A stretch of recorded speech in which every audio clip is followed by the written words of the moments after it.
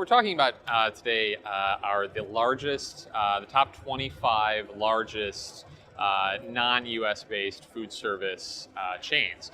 And I think what jumps out about this list initially is just how local, how regional a lot of these chains still are. So even the very largest, the Japanese convenience store chains, companies like 7-Eleven, Lawson, Family Mart, even though we're seeing a great deal of expansion into East Asia, of course 7-Eleven has a fairly significant international presence, still the majority of sales coming from their home market. And you see that up and down the list of the largest non-US players. So you might have a chain like Habib's in Brazil, simply serving the Brazilian market. It was a pretty unique offer, Brazilian-influenced pastry that was actually brought over from the Middle East, very locally relevant, and yet not a lot of room for international expansion.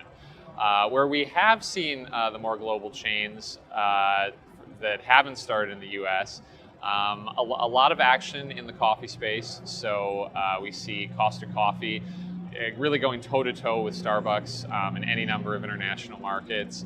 We see Gloria Jean's, also a coffee chain, coming out of Australia. We see Nando's, a chicken fast food chain known for spicy roast chicken, different offer than you might find from KFC.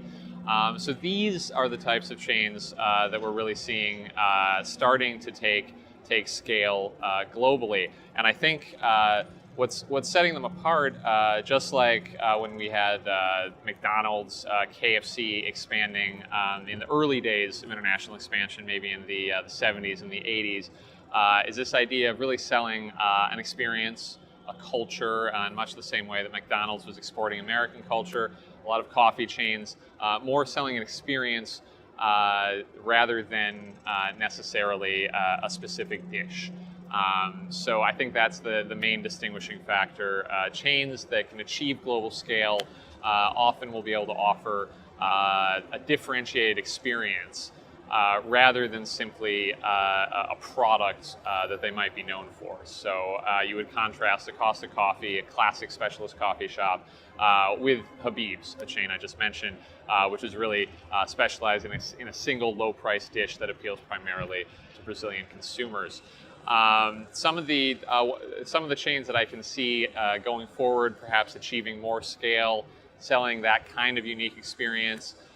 We have a couple of Japanese sushi chains, what you might call conveyor belt sushi, where people have a conveyor belt, go by their table, you take the plates you like. At the end of the meal, you're charged for the plates. Fewer wait staff, overheads are lower, staffing costs are lower. In fact, some of these can even be managed remotely, and that of course allows them to keep prices low.